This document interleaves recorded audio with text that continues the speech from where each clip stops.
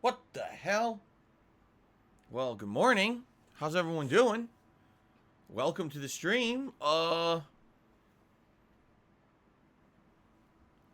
the hell is a 40-year-old man doing sitting here in an office/recording studio in front of two partially deflated balloons with whatever the hell this thing is, streaming in front of hundreds of people all over the world?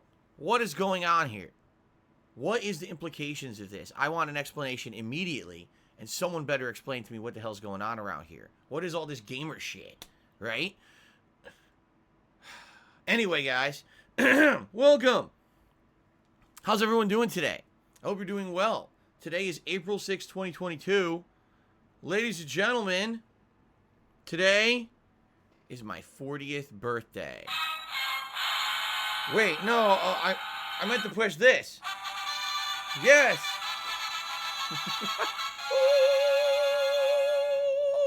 How's everyone doing? I hope you're doing well. I hope everyone is in a good, positive mood today and ready for some fun here on stream. It is actually my 40th birthday today. Indeed, I have turned 40 years old. And I have a lot to say about that this morning. A lot of reminiscing, a lot of interesting things to talk about. To put some stuff into perspective, based on that milestone, because being 40 years old is a milestone. You know, a lot of people actually say that 40 is basically what they call over the hill, which means that when you turn 40 years old, you're essentially more than halfway done with your life, and everything else is downhill from here.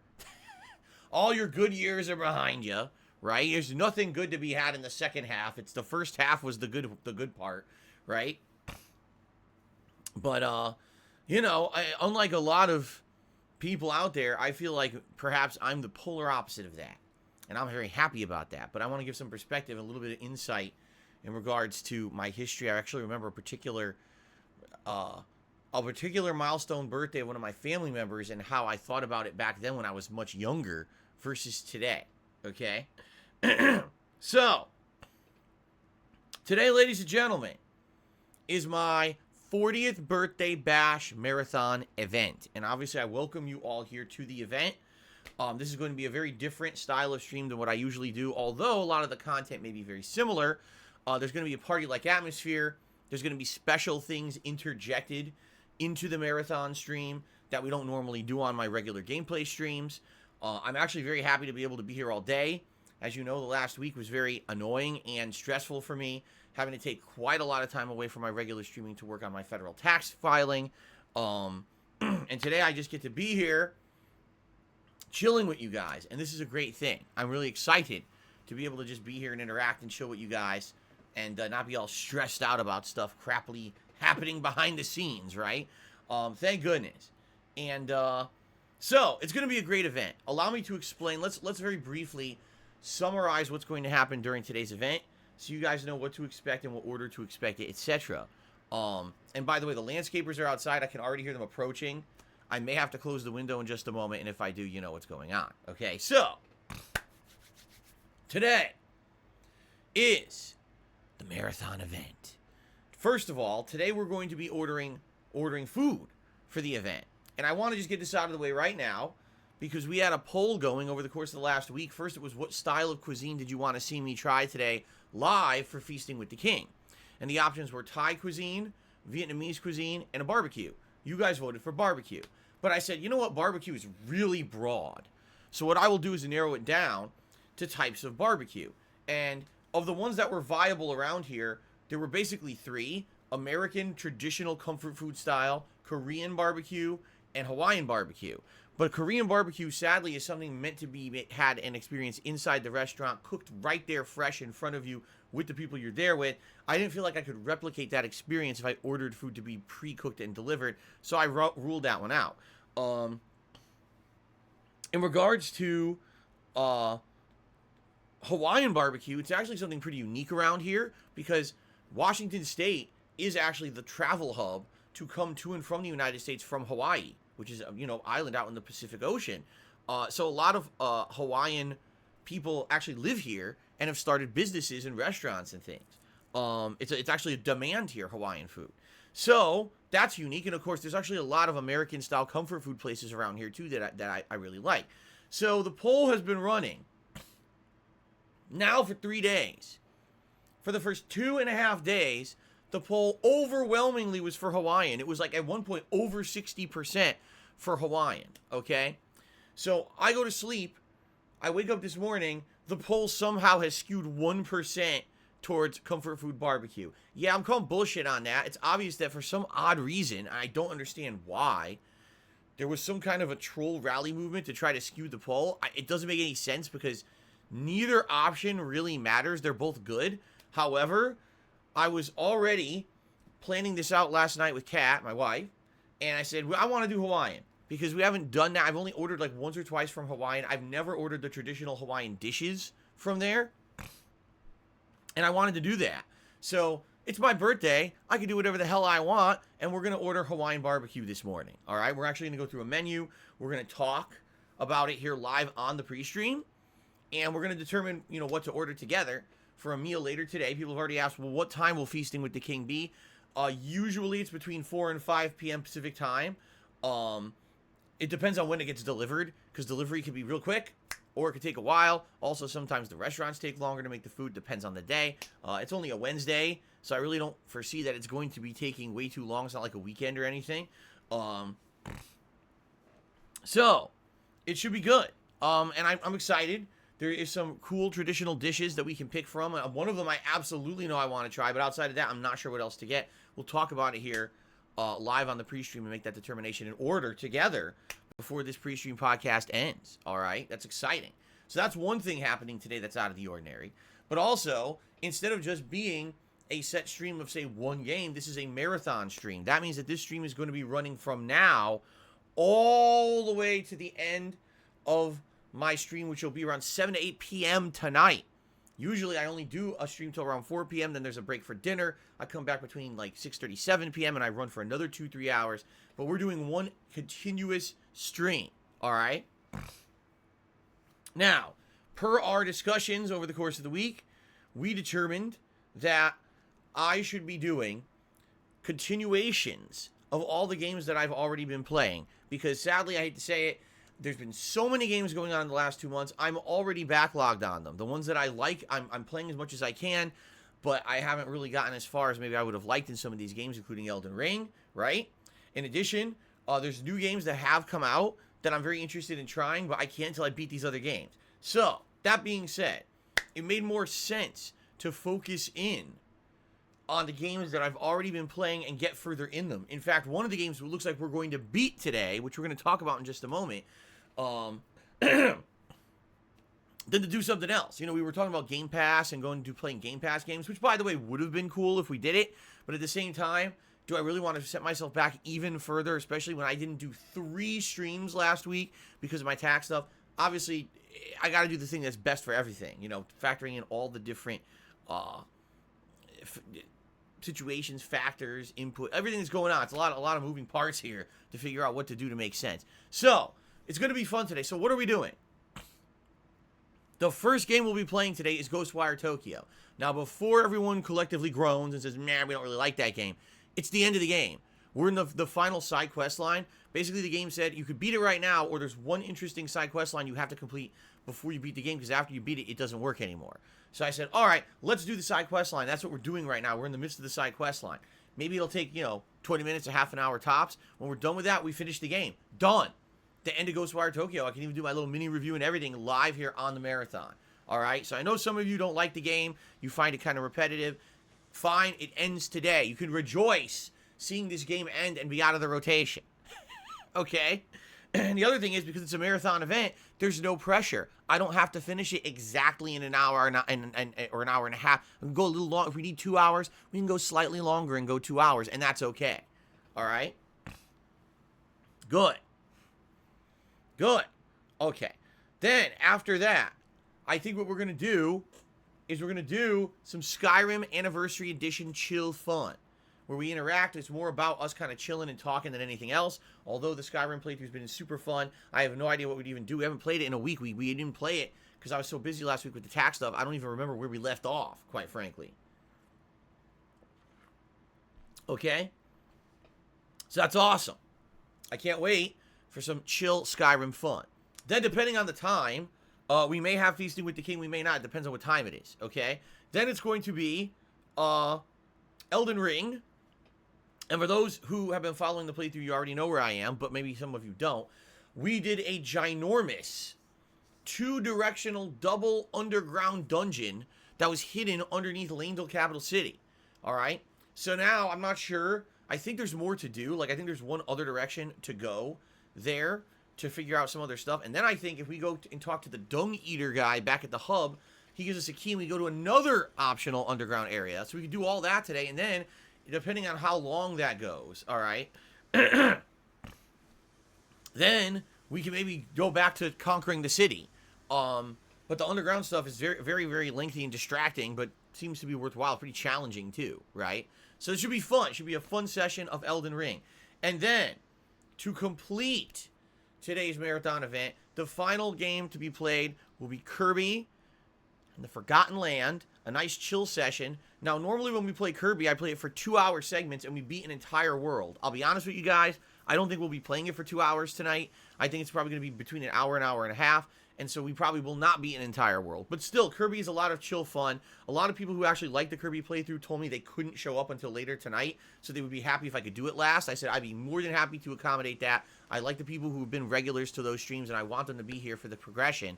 So that's how we're doing it. Now, at the tail end of the stream, okay? And yes, by the way, Wanderer says, if you do happen to reach the World 6 boss in Kirby, save it for the next stream because it's very lengthy. Thank you. Someone actually told me that when I was playing Kirby last time as well, and thank you for the reminder. Right, I don't want to lock myself into like a giant segment that I can't finish. Thank you for that. Okay. Now, at the very end of the stream, when we adjourn from all gameplay, the last thing we're going to do is a closing thoughts segment where I'm going to have a piece of my homemade birthday cake that Kat made for me last night. I actually helped her with this. I'm going to talk about this because we're going to talk about my day off in just a moment here on the podcast. And I cannot wait to try this cake. I'm super stoked and excited to try this cake. It's insane. To say it mildly, it's insane what's in this cake. And we'll talk about that, okay? So, good stuff coming up. So, recap. PreStream podcast right now. We're going to talk about my day off yesterday. We're going to talk a little bit about me talking about becoming 40 years old and my thoughts. And also, we're going to order food live for the live Feasting with the King later today. Then it's going to be the conclusion of Ghostwire Tokyo. It's going to be some chill Skyrim Anniversary Edition. We're going to have a Feasting with the King episode of the Hawaiian Barbecue. We're going to have Elden Ring. We're going to have Kirby and the Forgotten Land. I'm going to have a piece of my birthday cake for the first time and kind of reminisce on everything that happened over the day at the end of the day. And the landscapers are going to drown me out on the microphone. You're not going to be able to hear me talk. There you go.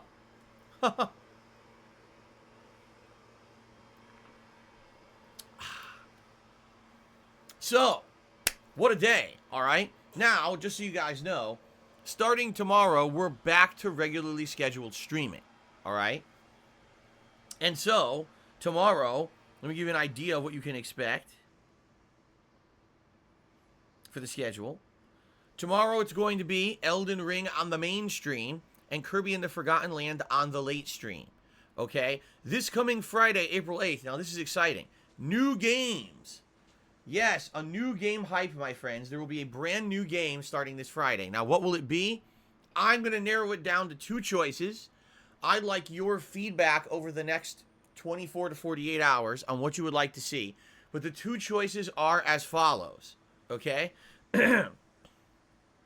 Number 1, WWE 2K22. And what we would start off with in that game is the showcase mode, which I guess is around 3 hours long. Then we would switch over to the My Career / whatever they're calling it mode, because I think it has a different name in this one, and basically create a wrestler and go through a simulated career and play it for a while, all right? Now, I don't know how long that could go on and be entertaining before it gets boring. I really don't know. But that would be the plan. Now, eventually, I would like to do simulated fantasy matches in the game using the created wrestlers that have been uploaded online in the last month or so. But I don't know if it really makes sense to do it just on the fly or wait for a holiday or something. We'll see, okay? Now, the other option is something that actually is panning out to be a very good option and viable option. Lego Star Wars The Skywalker Saga. This game was released yesterday. People are saying it's the best Lego game ever made. It covers all 9 mainstream Star Wars movies, but it retells their stories. Even though many years ago there were Lego Star Wars games, this is remade from the ground up, a new graphical engine, great gameplay mechanics. Even though it is kind of on the easy side, it's not meant to be a hard game. People are saying it's actually one of the more entertaining games that came out recently, and the reviews are quite good. So for me, I look at both games and I see positives. I see, hey, people have been asking for WWE for a while. There will definitely be an installed viewer base there who've been waiting for it. Although admittedly it might get boring after a week or two, it's still something different and fun to do for variety's sake. On the other side, I haven't done anything Star Wars related in many years. You guys, I think the last thing was it Star Wars? What was the name of the game? I can't even remember what it was. The one where it had the guy who was the surprise Jedi or whatever. And it was a really good game, and then they basically said they were never going to make a sequel, but now it looks like they may. I forgot what it was called. It was a really good game. It kind of played like a Dark Souls Light. Remember the gameplay mechanics? But that was many years ago. And now here we are, a full-on game covering. And the thing that I think would really be good about that game, it's nostalgic. What I mean by that is I watched the original Star Wars trilogy back when I was a kid. I was there in the theaters to see the prequel trilogy, right? And to relive those movies in a gaming setting all in one game from start to finish would be really cool, I feel, and give me kind of like those nostalgic Star Wars vibes that we can all enjoy together. I think a lot of my viewing audience is likely a fan of Star Wars. But at the same time, I know there will be people complaining, saying, oh, it's not challenging, or oh, that's meant to be a kid's game. Like all fucking video games aren't meant to be played by kids, right? Like most of them are. Jeez.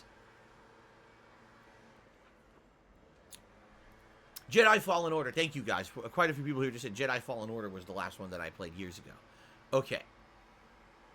So that being said, yeah, I think either game would be a great option to start up on Friday, okay? Let's see what people think over the course of the week, but I will make my decision and basically get one of the new games, likely Thursday, and then on Friday, we'll start playing one of the new games, all right?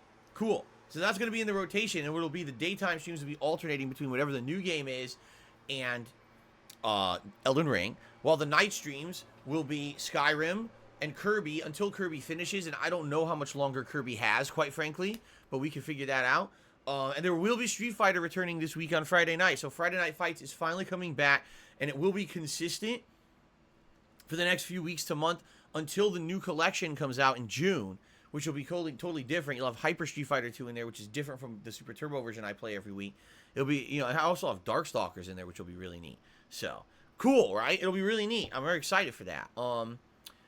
So that's kind of the rotation moving forward. Now, once Kirby's done, yes, there's opportunity for yet another late night game, and there's so many options. I could play MLB The Show 22, which is brand new on Game Pass this week. We could do that for a chill stream. We could take something off of Game Pass that we've already started and put that in as a night stream. There's so many options and opportunities for stuff. This month is a dead month for game releases. There's nothing going on in April, which gives us tons of time to focus on the stuff that I basically missed out on the last few months as I was focused in primarily on Elden Ring and Horizon Forbidden West, okay? So I'm definitely excited, and I hope that you guys are too. It's good stuff coming up, all right? Now, ladies and gentlemen, today is my only streaming day of the week, all right? Excuse me, boy, that was really bad. Let's try this again. Today is my only stream for today. I said it completely wrong. So, one thing I'm going to do here, I'm going to take the traditional leaderboard. I'm going to leave it saying what it says. However, please understand that this is my only stream for today. It'll be running all day long, though. If you like my content, if you like the fact that I do special things for holidays like this, if you just have a good time with my stuff and you want to support it, there's many ways you can do so. You could become a channel member. You could do a super chat. You could do a super sticker. You could tip me. All this stuff helps. Now, today there's only one stream. And I'm going to be honest with you guys. Last week, because I missed out on 3 streams, yeah, it was definitely not as good of a week as a normal week for me. Losing out on that much opportunity to be streaming for you guys. So, it would be great if you guys are feeling festive. If you would like to contribute today, by all means, I'd be very appreciative. I'll give you a shout out if you do. We do have goals in effect, and the goals that we have in effect for tips are exactly the same as usual. At $50, Gunner Glasses. At $100, you pick a hat for me to wear. And at $150, we're going to have a double choice. The first choice is, do you want to see a vest or do you want to see a football jersey? Because I have both, okay? And I did...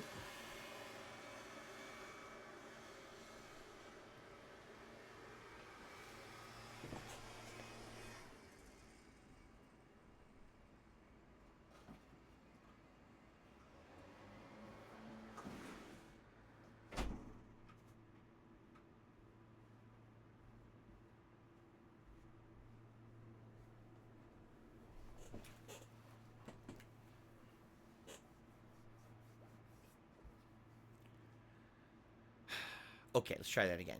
I think that it would be a special day because this is a big marathon event, okay? What we can do is when we hit the initial $150 tips, if we hit that, which I hope we do, then you guys can vote. Do you want to see a vest or do you want to see a football jersey? Then, based on what wins that poll, you can say, okay, what color of vest or what color of football jersey? And then what we can do is, in addition to that, when we hit, say, I don't know, $250 in tips, then you guys could have a second poll for a hat switch. So we'll have the initial hat we'll wear for a certain amount of time, and then if we hit $250, we could do a hat switch somewhere during the course of the stream, which I get the feeling, would make sense. Maybe it'll happen later on in the stream, and then we can have a wardrobe change, essentially. And then if we hit a full $300 in tips, which is actually what I aim for every day. Remember, each day I do double stream, and each stream is $150 in tips. Of course, it's a stretch. We almost never hit that much in one day. But if we do hit the full $300 in tips, then we could do a swap. Or let's say I was wearing a football jersey at first. Okay, now we'll do a vest switch. And you vote on a vest, and we'll have a vest swapping out. All right. Now I know people are not really going to be contributing to see the rewards. I know that. It's just something silly that we do for some fun and variety. It breaks up the streams. It makes it feel a little bit more, exciting when there's a reward when we hit a milestone. So listen, I understand. Not everyone's going to be going crazy over it. It's not a big deal, but it's something nice to do. I love how people sit here and say, "Oh, so you have to pay money to see a vest switch." You fucking idiots. It's just meant to be a silly thing. It's not a serious reward. No one's going to sit here and say, "Oh, I'm seriously going to give Phil $100 today because I want to see that goddamn red vest." What are you, stupid? Yeah, you are, if that's what you think. Okay. So, that's how we're doing it today. Now, obviously, it would be great to hit all the goals. If we don't, it's not the end of the world, but man, it would help out, especially try to make up for last week where I did have a decrease in what I made because there were 3 effing streams where I couldn't be here for you guys, which sucks. I like being here, double streams every day. It is what it is. At least for now, it's over. And like I told you guys, I can't absolutely guarantee that moving forward this week, I might not have to take more time out to work on the taxes again. I might. It might happen. But for now, all the information is submitted, and I'm just playing the waiting game. Okay? All right. Cool.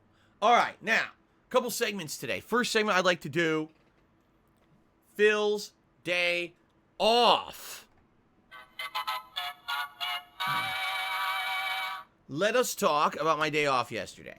All right? So, yesterday was essentially the day that I got to celebrate my birthday with my wife because I knew that today I would be here live on stream all day. All right? So, what did we do? Well, we did have to do a bunch of errands and things. It was my day off after all. Things like grocery shopping and the like. When I went grocery shopping, I bought all these ingredients to make a homemade cake. So I kind of knew what cake my wife was going to be making me because I was buying all the ingredients from the grocery store. Not that it mattered. I'm very happy because, like I said, I'm going to talk to you a little bit. We actually made the cake together, which was really nice. So we went out and about. We did a few shopping things here or there. No giant deal or anything like that. In particular, but about halfway through the day, we came home and just started relaxing, and I remember, what specifically were we doing? Well, we're watching, like I told you guys, we've been watching quite a few people play Elden Ring, and the game is so long, it's funny because I'm over 80 hours in. It's very easy to watch other people play as long as you don't get too far ahead. You really can't spoil yourself because the game's so damn long, and there's so much to do that most people who we've been watching haven't even reached the areas that I'm in yet. So it was pretty fun watching these people. Although, admittedly, now here's what's happening. All right, we're getting to the point where people are starting to find the broken stuff in the game, like Mimic Tier before it was nerfed. and everyone had told me, dude, the summons are crazy. Like, the Mimic tier is broken, and that's why they nerfed it. Now, I don't know, because by the time I got it, you know, already apparently had been nerfed, and personally, I wasn't summoning. As you know, during my Elden Ring playthrough, I am not summoning for bosses unless it's like a steamroll boss where there's no way he's going to beat me anyway, or if it's absolutely, like, something, you know, a reason where I feel like doing it, but it's been, like, almost never. I think I summoned once early on, didn't even beat the boss doing it, so then I beat him legit, and then one boss, it was like some really crappy necromancer. I was going to beat him in like 4 hits anyway. So I summoned the Mimic here, and I was like, wow, it is pretty good. So now what we're seeing is there's more than one person who leveled up their Mimic tier and basically kept summoning them. Now, here's the thing, all right? If you're playing Elden Ring, and okay, here's a boss, all right? If you've never played a FromSoft game before, and you're not good at them, and you just want to try to get through it, and this is your crutch, then fine, use summons, right? But if you're someone who's played all the FromSoft games before, if you're a fucking content creator who literally has made tons of money playing FromSoft games before, if you're known for being a content creator who plays FromSoft games, why the fuck are you using Mimic tier? Really? Like, the first time you summon it, you realize it breaks the game. It takes all the aggro off of you. And the boss ends up being so distracted, you get like 50-60% damage on it before it even turns around to hit you. So I actually, in this case, I will agree with those of you who have said constant summoning and using Mimic tier is broken. Now that I've seen it, more than one person do this in their original supposed to be honest playthroughs firsthand. Now that I've seen it happen over and over, I'm like, wow, that actually is pretty broken. And again, I'm not against anyone playing however they want in their first run and having a good time. I'm not. I am against someone who's playing the game, who's a content creator, who literally is saying, well, I don't want to have any challenge. I just want to fucking steamroll the game and really just get through it and see it all and not really have any intentional boss fights or whatever. Because I've seen a couple people do that now, and I'm like, that's kind of stupid. Now, the thing is, when I watch playthroughs, I don't look at the dates. If you remember, the Mimic tier was nerfed about a week and a half after the release of Elden Ring, and I'm curious if it ended up being nerfed and now these people who used it as a crutch for a long time, now they can't get any further in the game. I don't know. I guess we'll see. But I definitely see it being broken. And it's hilarious because some people in the stream chat right now are like, but you yelled at us for saying it. No. What I said is, people are allowed to play this game however they want. Anyone who is just a normal person who bought the game can use any means necessary to be successful in the game, okay? In my personal playthrough, what have I done? I have tried not to summon. I only did it, twice? And once it was for a steamroll boss. Didn't even matter. I'm personally trying to use different weapons. Just think over the course of my playthrough. I started off with the regular straight sword, went to the curved sword I got from the Bloodhound Knight. Then I went to the Golden Halberd. Then I realized the Golden Halberd is so OP that I purposely nerfed myself by using other weapons, like the Magma Worm sword for a while, right? Then I ended up switching over to the spear, the big tree spear, which I've been using quite a lot. Then I switch over to that special flame sword every once in a while. You know, I'm trying to do variety. I even told you guys at the end of last stream, I'm strongly considering boosting another weapon because I have the materials to do it. And I want to have, like, another weapon to go to besides the halberd. So, yeah, so what I'm thinking of is doing variety, you know? That makes sense, doesn't it? And that's what I've been trying to do with my playthrough. If I'm going to fight a boss, I'm absolutely going to give it an honest try and try to beat it head up fair. I'm not going to be summoning right away to just get through it quickly and keep going with the game. Even though I know, hey, most people beat this game like 3 weeks ago. I want to do a nice, legit playthrough for you guys. And most of the feedback I've been getting is, thank you for not summoning. Thank you for using a variety of weapons. Your playthrough's more entertaining because of it. And I'm happy about that. I'm watching these people play the game, and this is their first playthrough of the game. And they're summoning all the time, and some of them are using the same fucking weapon the entire game. That I really don't understand. Like, the whole point of a game like this, when you're constantly getting new loot and new weapons, is to try new things and find things that are better than what you're doing. I see people who literally have been playing this game for 30, 40 hours and they haven't switched a weapon yet. And I'm like, dude, you want to talk about boring? And people complain about my playthrough. My playthrough. You tell me my playthrough is boring. There's people out there making content that has, by the way, 20, 30 times the viewership I get. And it's fucking the same weapon the whole playthrough. Like, Jesus, go right to sleep, you know? So anyway, it's funny because people are saying, now you're seeing the light. No. Again, allow me to explain, okay? Please allow me to explain myself and elaborate on this. Anyone is allowed to play Elden Ring in any way they want if they're doing their own playthrough for themselves. Okay? No one's here to tell you cannot use a summon, you cannot use a fucking mimic here. No. Bad. Anyone can play it however they want. Alright? But there's a combination factor here that if you are making content for an audience, right, it has to be semi-enjoyable. Alright? No, you're not allowed to dictate every single thing that a content creator does in their playthrough. That's incredibly entitled. At the same time, I feel that if a content creator is trying to make a buck putting out content, they should try to put in some effort into doing variety of content and try to entertain you in a way that's challenging. Yes, if you found a method to cheese the entirety of the game, all right, with little to no challenge because you realize, geez, the summoning is really breaking everything, and then you continue to do it, you're basically saying, I don't care about the entertainment factor of the game. I just want to get through it quick. And I hate to say it, that's what I think what a lot of these content creators are doing, because especially those who maybe are going to do more than one run of this game, what I've noticed is they're only halfway through the game and they can't stop talking about their second run. Oh, I cannot wait for my second run when I'm going to do this or this or that. Dude, you haven't seen half the game yet. You're already so ahead of yourself in your mind, thinking about runs that are going to be profitable and shit, that you're not even thinking about what you're doing now. You know what I'm saying?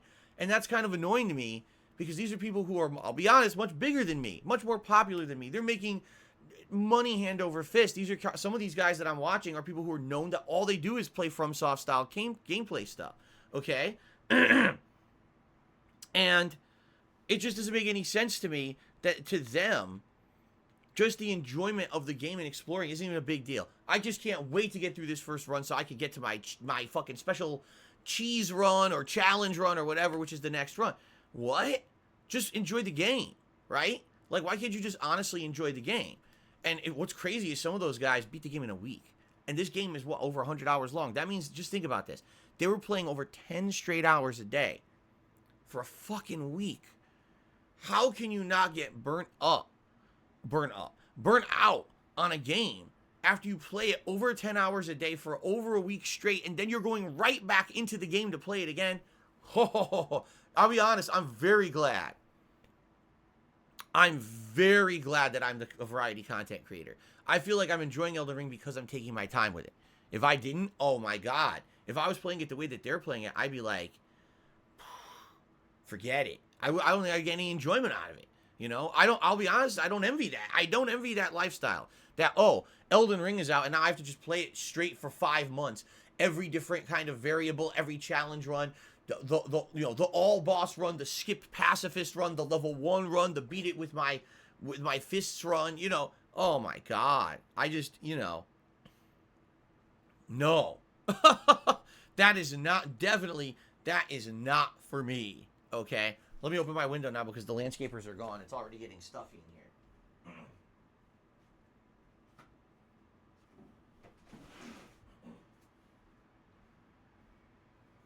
Okay. So anyway, the reason I started talking about this was obviously because, I was watching it yesterday with my wife. We were relaxing. We were watching various different playthroughs of Elden Ring and seeing some people employ these strategies. And I'm like, dude, I can't believe they did that. Like, that's a way to really cheap your way out of a legitimate first experience of the game, and not be entertaining for your viewing audience, but not care because you're so big. I couldn't believe some of the stuff I was seeing from multiple content creators. So it is what it is, but they won't be able to do that moving forward simply because it doesn't exist anymore. Like I said, that tier was nerfed, and even people are still saying it's still broken, which is kind of ridiculous. But I'm happy I'm not doing that. I really am. I'm happy I'm not doing that. I'm happy that I'm having a good time with the game and not cheesing it. Although there's really no way to avoid being over-leveled. There's just not. The way that they built the game, you can't. Unless you skip 90% of the content of the game, you're not going to fucking end up being leveled properly for every area. And it's okay. I'm having a lot of fun with it, and I can't wait for more. Today should be fun, okay? Cool. All right. Anyway, so we chilled. We watched some Elden Ring. We had a nice dinner. We actually ordered out. What did we order? We ordered, Mediterranean food. And we actually ordered, this is interesting. We order from a place where we basically used to order from this place pre-COVID, okay? But the one that we used to order from closed because of COVID. They went out of business. And since then, we didn't think that we could order from there because they're closed. But apparently they had another branch much further away from us. Like, I'm not even kidding, like a 45-minute drive. We never thought that they would deliver that far. They did. So we actually ordered and we ended up getting some really good food. You know what? Mediterranean food, one of the things I like about it is that they definitely do things differently than other cultures when it comes to seasoning and the way that they cook meat. So I'll be honest with you, I don't really like white meat chicken that much. I think that white meat chicken is dry and basically lacking of flavor. Now, there's ways you can prepare it that make it taste better, but in general, I just don't think white meat chicken is that good. I always prefer dark meat chicken over white meat chicken, okay? But in regards to Mediterranean food, what they do with some of their chicken is amazing. They put it, they slow cook it in a way that they marinate it with this very unique spice. And I'm not actually sure what the spice is. Basically what it is, the chicken becomes like a bright yellowish color, which makes me think it's like maybe turmeric or something like that, because that's the spice that definitely dyes things pretty intensely. But what's unique about this is that it also has this like citrusy flavor to it. So you think maybe lemon zest or lemon juice or something could be involved in it. But then it has a salty flavor to it. But it's unique as hell. I've never had chicken like this anywhere but like a Mediterranean restaurant. I think whatever it is must be their own cultural deal. And man, is it good. I really, really like it. So yeah, I ended up getting, they call it like a chicken kebab dinner. So what it is 2 skewers of white meat chicken, but it's this marinated, grilled, insanely flavorful chicken. It's not dry. It's freaking good. And they give you this dipping sauce. That's, it's like made of, I guess it's yogurt, but it's garlic infused dipping sauce. It complements the flavor perfectly. And it's so weird because it's nothing like any other cuisine. It really isn't. I can't even tell you another cuisine that tastes like that, but it's so good. And you know, what I like about Mediterranean food is usually when you get it, you get such a good variety of stuff. Like I got, so it came with hummus and pitas. You dip the pitas in the hummus, and that was delicious. It came with their rice, which is this seasoned rice that just tastes, again, it tastes kind of different from other cultures' rices. It has peas and carrots, but it's also got this unique seasoning in it that's really good. And then also a side salad, which was like lettuce, tomato, onion, olives. What else? There's something else in there too. And then their unique dressing, which is like this tangy vinaigrette, but also has other stuff in it. It's so good, man. It's absolutely delicious. I love Mediterranean food. You know, last time when I did one for Feasting with the King last year, I tried falafel and other things. This time around, I wanted to go more back to like traditional stuff that I usually had ordered. And oh my God, it hit the spot. It's just so freaking good, you know? So I loved it. It was good. I was happy because this is a place we used to order from in the past, or we went there in person in the past, and then they went out of business during COVID. And now here we are 2 years later, and we found another one that we can order from. It's further away, so it takes longer to get the food here, but they still delivered it. It was really, really good, so we were very pleased with that, okay? So, good stuff, okay? In that regard, it was very, very good meal. And then, the cool thing, by the way, guys, you may have noticed there were no pop-ups. It's because I unclicked it. Are you serious? Yeah. You may have been watching the PreStream podcast, and you're like, oh, is no one contributing today? No, actually, there's been quite a few tips, and I accidentally unclicked the fucking pop-up. I'm a complete idiot. Wow. I apologize, because there's 1, 2, 3, 4, 5 different people who tipped this morning, and none of you got pop-ups because I unclicked it, apparently by accident. Well, that's a good way to start my birthday event, huh? Being stupid. I'm sorry about that, guys. I'm 40 years old now, so I'm extra stupid. Okay, my apologies. Don't worry, you guys will all get shout-outs and get appropriate time here on the pre-stream. It's my fault. Okay?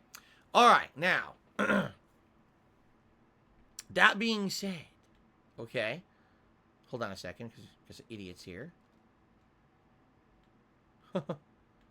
Okay, that being said, what else did we do during my day off? Well, my wife and I made my birthday cake together, and it was really nice because, you know, usually I don't help my wife cook, just being honest. Usually she cooks earlier, like when I'm streaming, she'll cook, and I go down, there's time for dinner, we have it together.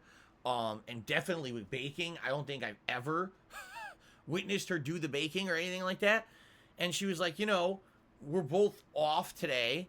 Why don't we make the cake together? Do something special. You know, we feel like something nice to do together. And I said, you know, I can't really help you with the baking. I don't know that much about it, right?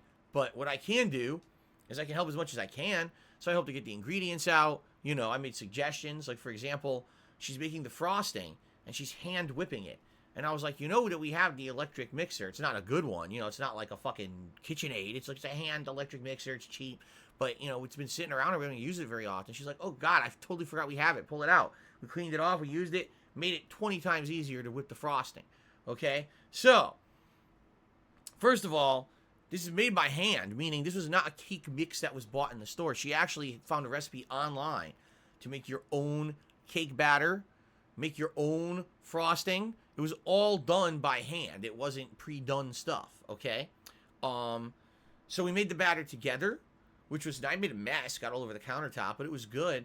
And the batter is a real chocolate batter using real cocoa, okay? And using semi-sweet chocolate pieces in the batter. So not only is it going to be real cocoa, it's going to be semi-sweet chocolate mixed in with the chocolate. It's going to be chocolate cake, okay? Then the frosting is a hand-whipped peanut butter frosting, all right? Basically, it's like powdered sugar mixed with a lot of peanut butter and a few other ingredients whipped together to be a lighter frosting, okay, put on top. And then on top of that, there's Reese's Peanut Butter Cups, like minis. We got those, we cut them up, and just covered the entire top with Reese's Peanut Butter Cups.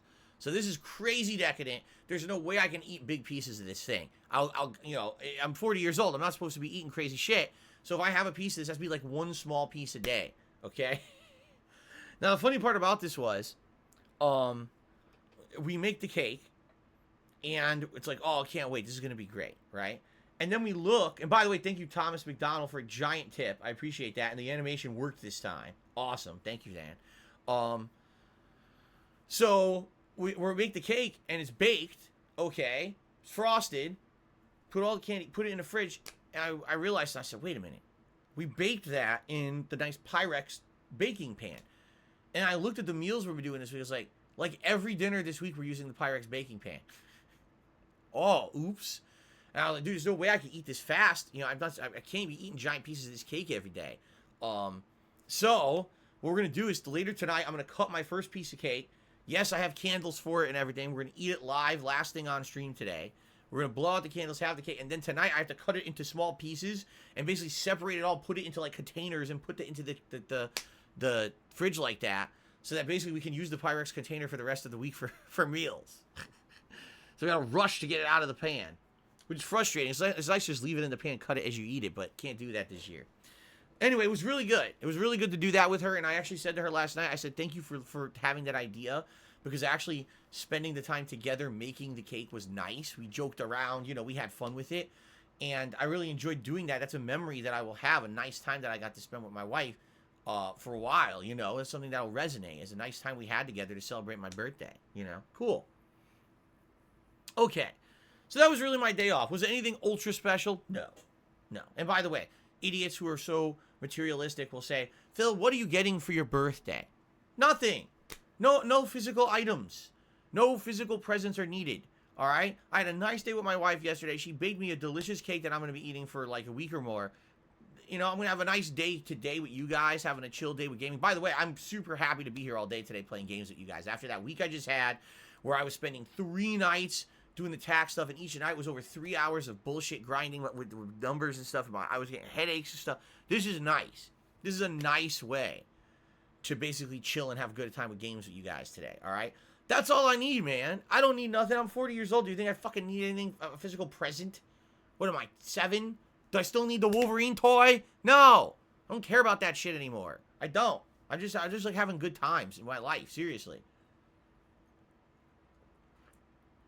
Speaking of which, let me transition into the next part of the PreStream podcast, reminiscing about being 40 years old now, because, you know, my whole life, I was always told that being 40 is an actual huge milestone in your life.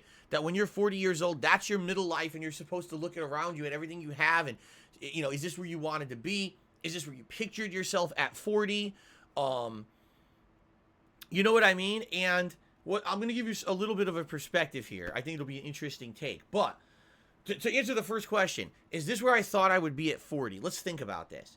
Did I think that when I was turning 40 years old, I'd be sitting in front of a camera talking to over 500 people and climbing on the internet with 2 big helium balloons and whatever the fuck this thing is next to me, about to play a variety of video games where I'm going to exorcise Shibuya Tokyo of a bunch of demons, fight dragons and kill undead death lords, smash a bunch of monsters, creatures, and tarnished while getting pounded into living paste all over fucking Lanedale capital city, and then sucking and blowing inside of a volcano for the last few hours of the stream in Kirby. Did I ever think this would be my 40th birthday?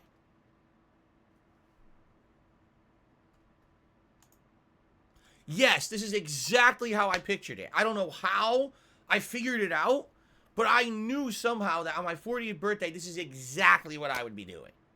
To a T. No, of course not. Who the fuck would ever say something like that? You know what I mean? Like, but this is my life. This is my life. It's crazy. It's fun, though. That's the thing. My life is crazy, but fun. And that's the combination that's successful. You know, chaos, but also fun, controlled chaos that, to some extent, you know, it's things work out and end up being entertaining and cool. I love being a variety streamer, all right? Again, if I were one of the guys, if all I did was play fighting games and all I was doing was playing Street Fighter today, I probably would be upset. If all I did was play FromSoft and I had to play Elden Ring all day today, I'd probably be upset. I get to do a fun variety of stuff, right? We're eating food together and everything. It's going to be so neat. I really absolutely love that. I do. I have so much fun with this on a daily basis, and now to actually be able to celebrate a milestone event in my life live in front of a viewing audience of people all around the world is really neat. And no, I never, ever, ever predicted that. You know, like I said, the last few years of my life have kind of been a whirlwind where things reset for me. I was on one course of my life that really was, in my opinion, going nowhere.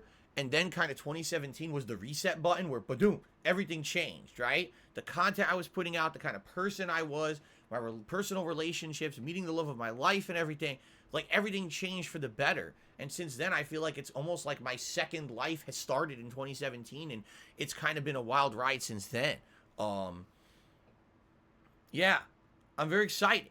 I'm very excited for the future, all right? Now, I want to give you guys some perspective here about turning 40, all right? And the perspective I can give you is a story that I can tell you from when I was growing up, and I attended my godmother's 40th birthday party. This stands out for me in my mind. Now, to give you a little bit of background, my godparents are basically my mom's cousin's family. My mom's cousin is my godfather. And so his family, you know, we always hung out with them on holidays. It was kind of like, you know, having a big extended family to spend time with. And by the way, they had way more money than us. They had a giant house with a huge yard, and they lived out in Connecticut in a nice area. And so every holiday we went out to their house. They ain't coming over ours. We went to their house to hang out and have a good time. And so this was a regular occurrence, whether it was birthdays, Christmas in particular, we would always visit them, but sometimes it would be during the summer, like in the middle of the summer. Sometimes they just have like a cookout, and we go over there and hang out over there. I specifically remember how I got into WWE, which was WWF back in the day, is that my godfather used to watch the pay-per-views. He liked pro wrestling and used to buy the pay-per-views and play them when we went over to visit, and we would kind of watch with him, and it got me into pro wrestling. It really did. That's how I got introduced. Isn't it funny? My uncle introduced me to video games, and my godfather introduced me to pro wrestling. And both of those things became a part of my life for like the longest time, and still are to this day. Pretty interesting. Anyway. So, that being said, one of the times that we went over there was my godmother's 40th anniversary birthday. All right? Not anniversary birthday, her 40th birthday. Now, normally, we wouldn't actually go to their home for, like, the godparents' birthday. We would go over there because they had 3 daughters, and they were all, like, my second cousins. So whenever they had a birthday, yeah, we would go to the house. It would be their birthday. You bring gifts. You had to play games, yada, yada, yada. But for the parents, why would we go there for the godparents' birthdays? Usually it's not a big deal. But in particular, when it was my godmother's 40th, that's, again, supposed to be like a milestone in your life. You're over the hill and yada, yada. So I didn't even know that's why this was a special birthday party. I said, hey, we're going over there. I guess we're going over there, right? And I remember, I'm pretty sure, I'm trying to remember my exact age, but I'm pretty sure I was in my early to mid-teens at the time. So not quite, you know, an adult yet, but I was definitely of the age where I was into video games and playing Street Fighter and stuff like that. And so I remember going over there, and I just remember, you know, the whole day everyone was teasing my godmother about getting older. And she was like, yeah, whatever. Yeah, whatever. You know, everyone's giving her a hard time, all the daughters and everything. And then finally, when it came time, like after dinner, it was time for gift giving and cake and everything. And so finally, they start giving her cards and stuff. And I just remember it stood out to me because I had never heard of the term over the hill before. In my life, I didn't even understand what that term meant. And they gave her a card, birthday card, opens up over the hill, and it shows a person climbing up a hill. And basically, they're there, and they open the card. The person tumbles over the hill, is now tumbling down the hill at rapid speed. It's supposed to be a joke card, you know. And again, the joke is when you hit 40 years old, you've reached the top of the good things in your life. And basically, you're halfway done or more than halfway done with your life. And now you're all downhill from there, right? You can't possibly be as good as your first half because now you're old. So here you go. You're tumbling down to the end, okay? Now, in a lot of ways, I can understand this comparison. Here's why. When I was younger, time went by slow as shit. Really, I swear to God, when I was young, it felt like time was moving at a snail's pace. And why is that? Because when you're young, you don't have freedom. You don't have money. You don't have transportation. You can't do whatever you want. You have all the time in the world because you're young. You don't have a job. You don't have responsibilities or obligations. But you have nothing to do with that time because you're a kid, right? So you sit around with your thumb up your butt, bored. And you try to find creative ways to entertain yourself, play with your toys, you know, engagement here or there, you know, all kinds of different things. But that's the thing. When you're young, you just don't have that freedom. When you're an adult, okay, now, well, I can do whatever I want with my time, right? My problem is I can't because now I got to work to make money. So now I have no freedom of my time there. Oh, that money has to go to all these financial obligations and things that I have in life. Now I can't spend it on the things that I want to do. So it's kind of like when you're young, you have all the time in the world, but you don't have the resources. When you're an adult, you have more time, but now all that time's taken up by obligations, and you still can't do what you want to do. So let me get this straight. When you're a kid, you can't do what you want to do, and when you're an adult, you can't do what you want to do. What have we done with life, human life, exactly? That all the entire time we exist, we don't do what we want to do. Like, doesn't make any sense. Like, well, how do we create this as the dream of what you want to do with your life? It doesn't make any sense, right? Anyway, all that being said, by the way, thank you guys. Tips are coming in. I really appreciate this. And yes, you all will all get shout outs and everything at the end of the podcast as usual. All right. So, I remember specifically sitting there and seeing my second cousins make fun of their mother about being older now. She hit 40 years old, right? And I witnessed it, and they're playing it off like sarcastic, like it's a joke. But I'll be honest, I sat there and I was like, man, that's kind of mean. Like, I wonder, and I thought about this probably one of the first times, like big self-awareness in life, because I was a younger teenager, and I'm like, you know, I really wonder if she likes her life. Does she enjoy her family? Does she enjoy what she does here for her work and you know, everything she does with her daughters? Is this what she envisioned in her life when she was getting older? Because obviously that's where her life took her. But this is like a moment of self-reflection, right? To look back on everything you've done in your life and say, wow, you know, look at me and here's what I'm doing. And, you know, is it, you know, are you truly happy, right? I think when you hit 40 is really when you need to sit down and actually take a look at your life and everything around you and say, are you truly happy with how everything's going? If you are, great, right? But maybe some people aren't. I don't know. And I wondered, gee, is this really a happy family here? Or is it not? I don't know. You know, that's kind of, I just started thinking about it. And that's maybe one of the first times in my life that I started having thoughts like that. And I started thinking about, man, when I hit 40, I wonder what my life will be like. Now, when I was a teenager, do you think that I said, oh, here we go. When I'm 40, I'll be in front of a camera being broadcast across the internet, which wasn't even prominent at the time. And I'll be talking to hundreds of people, and we'll have a conversation, and I'll be having fucking games and shit. No! I didn't know what was going to happen, you know. Again, I was never one of those people who tried to plan out a plot for my life. You know what I mean? Like, a lot of people do that. Well, here's my life. What I want to do is by the time I'm 23, I want to have a career going, and then I want to start a family by 25. I'd love to have one daughter and one son, and I'd like to do this. Oh my God! Like, we want to talk about crazy. That, to me, that's nuts. Because life doesn't work like that. At least it never has for me. For me, life is always a series of ups and downs, and you never know when the ups are coming or when the downs are coming. The best way to approach it is ride the ups and enjoy them, and do your best to stay sane during the downs, because eventually the downs will turn around and you'll get some more ups again. That's just what's kind of happened in my life. And, you know, just the whole YouTube thing and content creation thing has just exacerbated all of that to the point where it's gotten ridiculous, you know? But essentially, looking at that, how could I have ever planned anything? I didn't know what was going to happen with my life. Just the formative years of me being an adult in my 20s, I went from working at Circuit City, at the electronics store, to working at a bank for a year to find out that the bank was actually a predatory lender and everything there was corrupt and fucked up and I had to leave. Then I ended up working at Best Buy for a year just to find out that Best Buy was also fucked up and corrupt, and they basically completely destroyed the entire idea of a business team that I was working for within a year, and I left there. Then I went to a helicopter company that I stayed at for 4.5 years just to find out that they mistreat their employees and they overused me, underpaid me, and laid me off when they didn't fucking need me anymore. You know what I mean? Like, it's a pattern of... It's not like anything I could have ever planned out and said, this is what I can do with my life in 4 or 5 years. I've never had that opportunity. I've never had that privilege. I guess I would say that's a privilege. If you're someone whose life is so stable and so dependable and doesn't fluctuate and everything works out for you, that's actually like a privilege from what I've seen.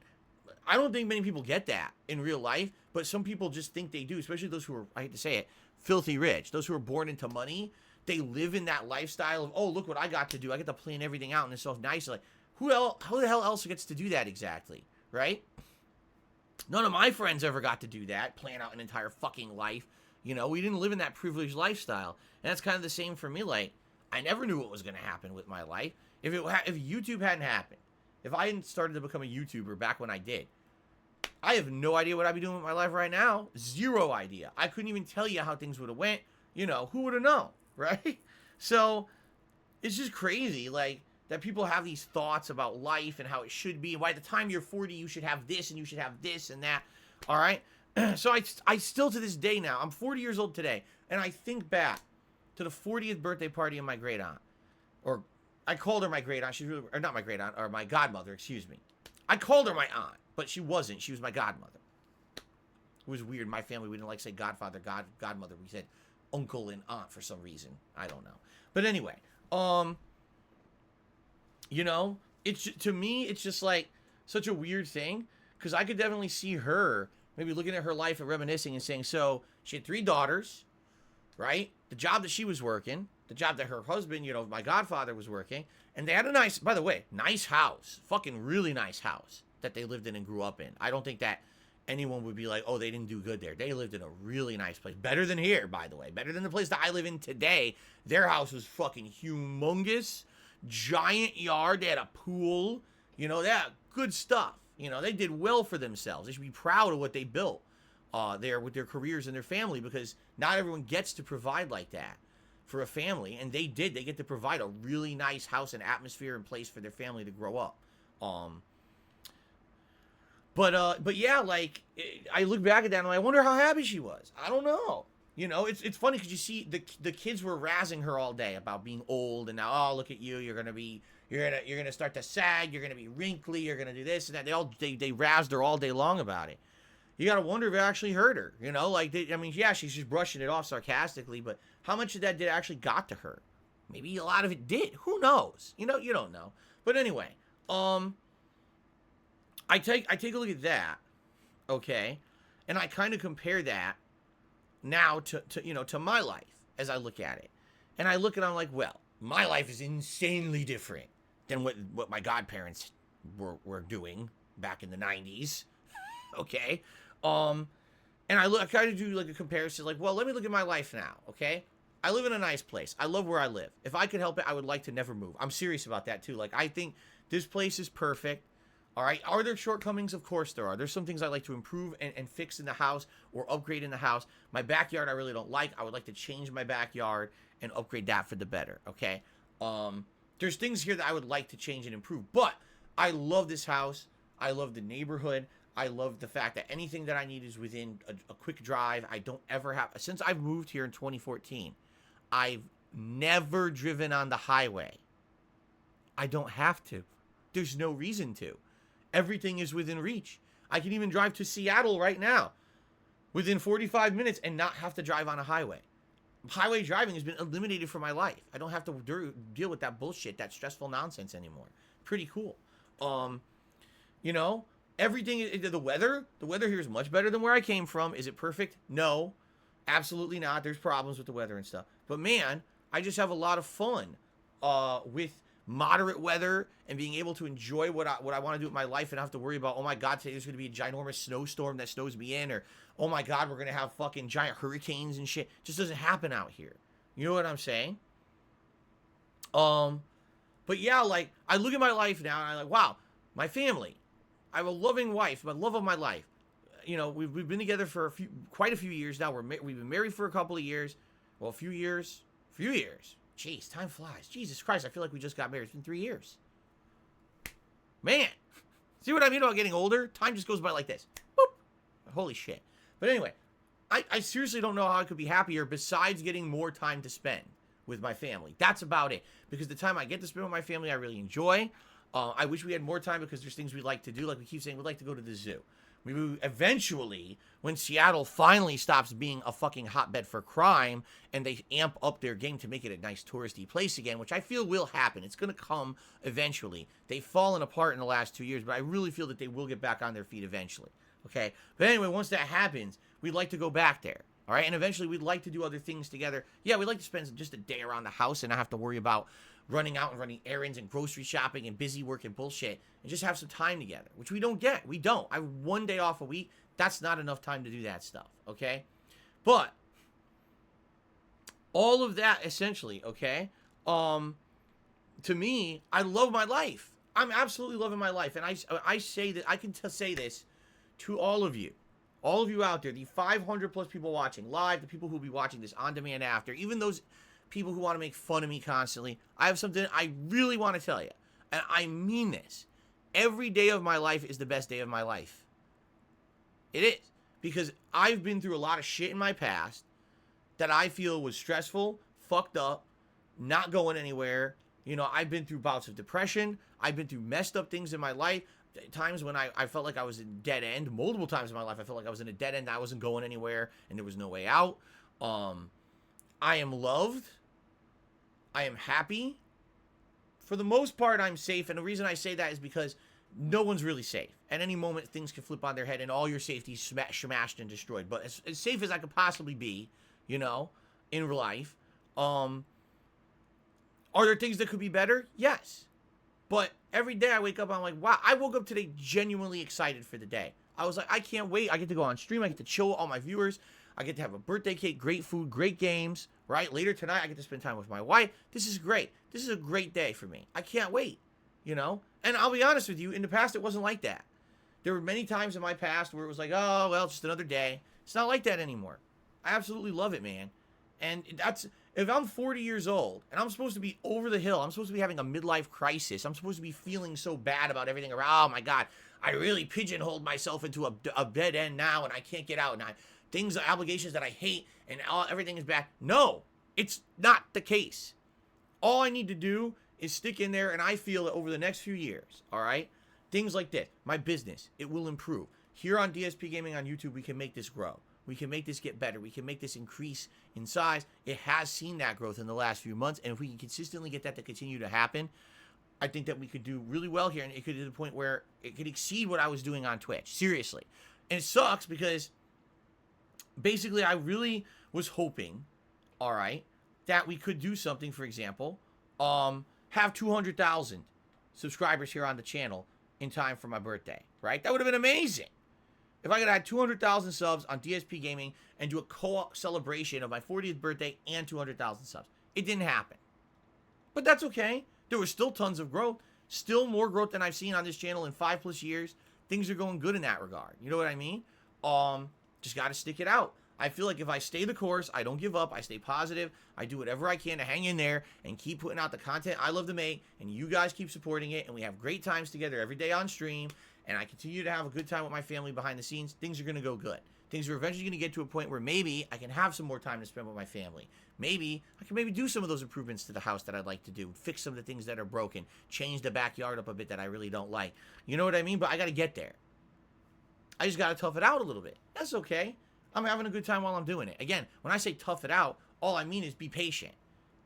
Patience is a tough thing, especially in life when you feel like a lot of your life you've been waiting for that payoff and it's still not here.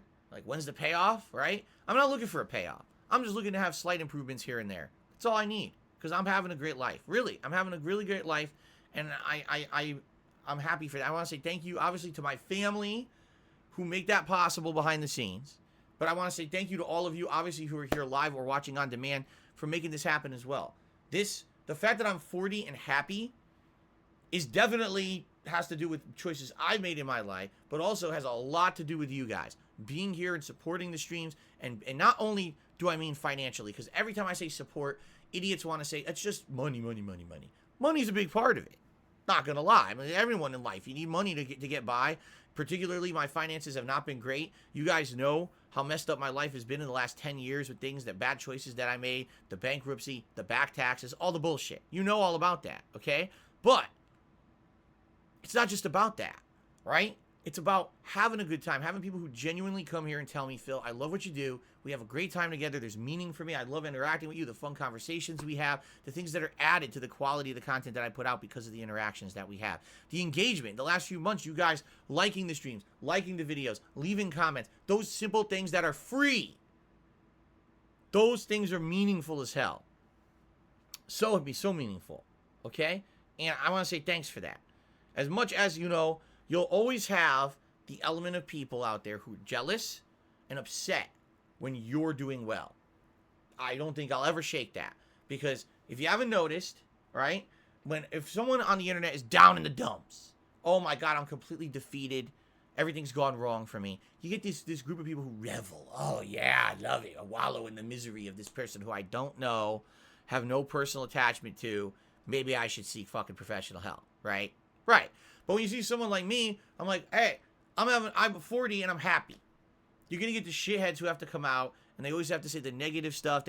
Don't pay any heed to those fucking people. They will be here all day on stream because they're so miserable. They can't do anything else. They can't find something better to do with their time because they're so stuck in their own wallow in misery. Don't let those people bring you down. Don't let them try to make you not feel good. Fuck them. Really.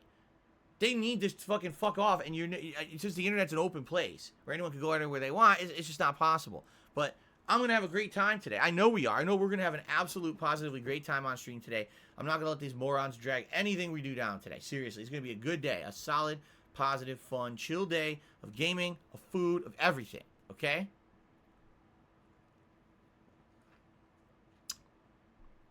Very nice. All right. And by the way, I will say this in advance. Thank you to my moderation staff. Really, I mean it. You guys have gone above and beyond in the last year since I went from Twitch back to YouTube full time. Moderating on YouTube is no easy task at all in any way, shape, or form. Moderating on YouTube is very annoying. You don't have a lot of the tools and things that you should have, and YouTube still has not implemented them. Although they promised them over 6 months ago, they haven't done anything, okay? Thank you to the mod staff who's here day in, day out. They're volunteers, all right? They volunteer their own time to help out, and they are going to have a tremendous amount of work today with the trolls who we're going to try to come in here and derail this stream and be dickheads. But they're awesome. They're awesome people. They help me out tremendously. I hope they understand how much they help. This content only exists because I make it, you guys interact with it and support it, and the mods clean it up. And that's an awesome thing, okay? All right. Ladies and gentlemen, that's the PreStream podcast. It's time for shout-outs. That's all I had to do today. Those are my segments, all right? So we'll do shout-outs, and then we're going to order food, and then we're going to get started, okay? Let's do shout-outs first. And by the way, thank you to anyone who becomes a member today. As you know, we have a members goal of 400 members. We're trying to hit it. I think we can hit it by the end of the month. I really feel positive about this. And the reward is so different and unprecedented. Me reacting to a video about me and my life from 5 years ago, a video with over 6 million views on YouTube. It went virally popular. It's the video that most people have seen about me and think is factually true about me. And to be honest, a lot of it is. I'd love to react to that video and either elaborate, correct, or do fun commentary over it. And I will do that if we hit our members goal for the month. It's called Down the Rabbit Hole Dark Side Phil, by the way. I will do that if we hit the members goal for the month. That's big incentive to become a member, so please consider becoming a member if you're not. All right, shout-outs time. We start off with CJ Extreme 98, who did a super chat and says, happy birthday, Phil. I've been watching you for over 10 years on and off. You're the first YouTuber that I watched back in the day with WWE All-Stars. I hope all is well. Thank you, CJ. It is. Thank you very much. Kazuya Kuzumaki did a super chat. Happy B-Day. Do you want a birthday hug or a moo? No, thank you. Kevin Bernstein is here today. Excuse me. And he does a super chat and he says, happy V-Day. Today's not Valentine's Day, but happy V-Day, Phil. Wishing you 40 more so I can enjoy streams for as long as you're around. May God bless you with more years and years of streaming. Well, thank you. I appreciate that. And as I said, listen, I'm a realist. I don't think that I could do this forever, nor do I feel that I'll even be a full-time gamer forever. That's why I'm trying to transition out and do things like this PreStream podcast and other kinds of content. So in the long term, I can diversify my content and split it between gaming and other things. As I get older, if I can't game anymore, I'll have other things going on for me. All right? We've already started that diversification. Okay. Sir Sai has done a super chat and says, happy 40th, bro. Long live the king. Thank you very much to Sir Sai. Europe Gaming has become a member for 8 months in a row. Says, happy birthday, 7 months, let's go, all the best. Actually, technically, you're starting your 8th month, so it counts as 8. Thank you, Europe Gaming. Inmate Elvis became a channel member this morning. Thank you, Inmate Elvis. Try not to get banned this time. V did a super chat this morning. Thank you, V. Nathan Smith is here. Has re-upped his membership for 8 months. Says, happy birthday, I hope you have a great birthday. Thank you very much, Nathan. Okay did a super chat. He says, dude, this is crazy. I still remember the walkthrough of Indigo Prophecy, and I feel like that was just yesterday. You know, that Indigo Prophecy playthrough, even though it did get, like, kind of, how can I say? It got, like, a cult following, but it never got really the full viewership that I had gotten on any of my big playthroughs. Do you know why that happened? Because that was a playthrough that I had pre-recorded, which I did. Everything was pre-recorded back in the day. But I had pre-uploaded it to YouTube and scheduled it out to publish at a certain date.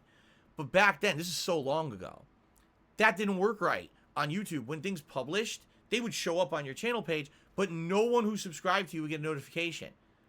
So the playthrough went live. It was supposed to be a special Halloween playthrough.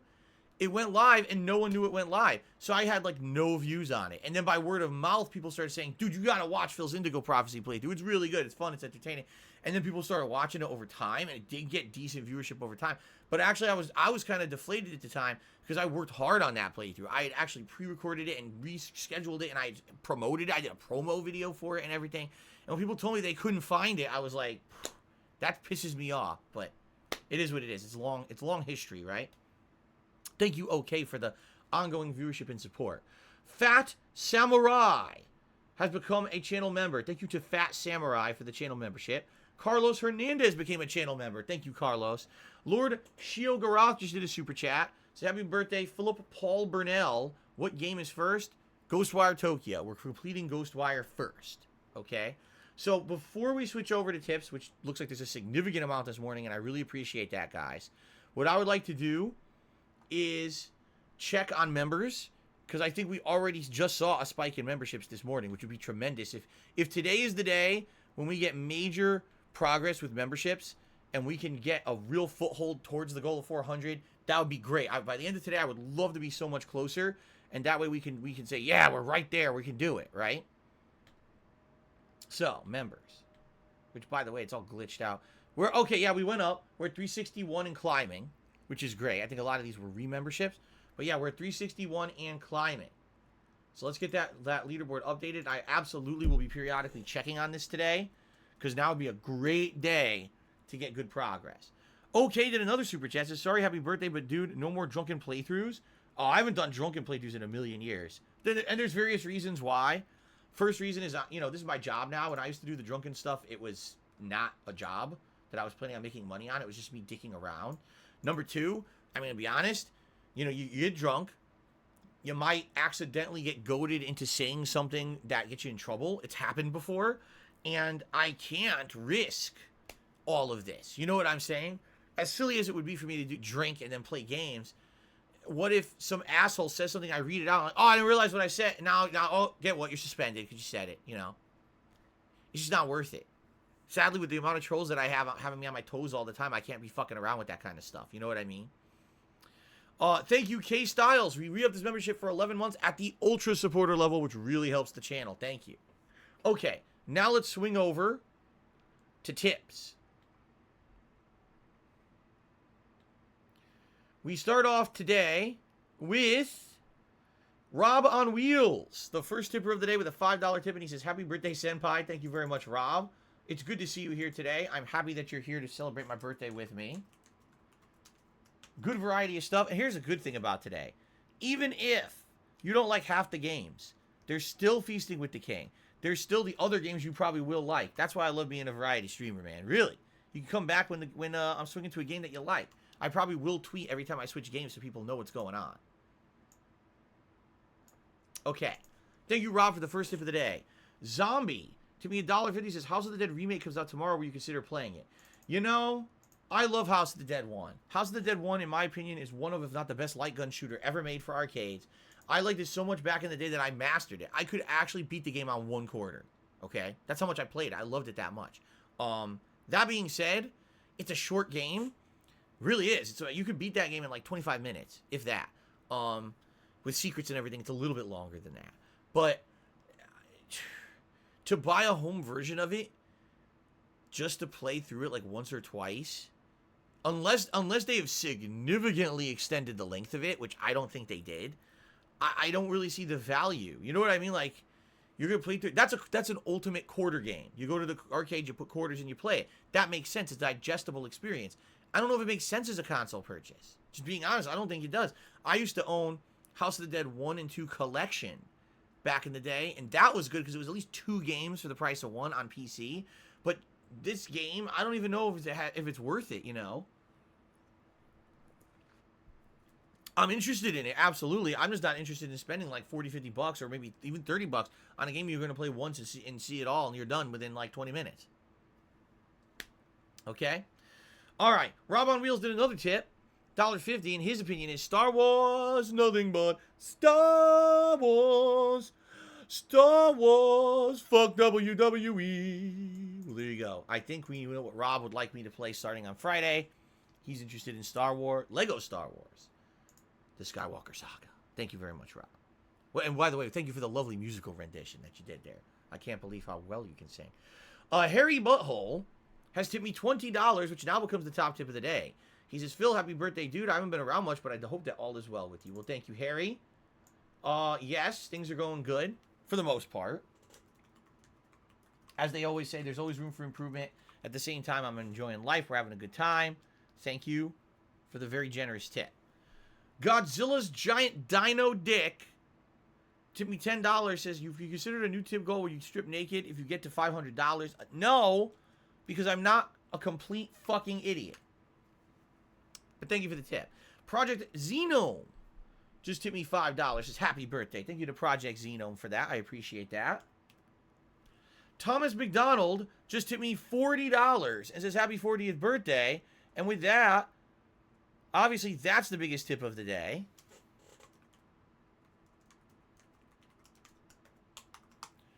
And that jumps us all the way up to $82 in tips so far. Which means it's Gunner Glasses time. And now let's do some horn blows.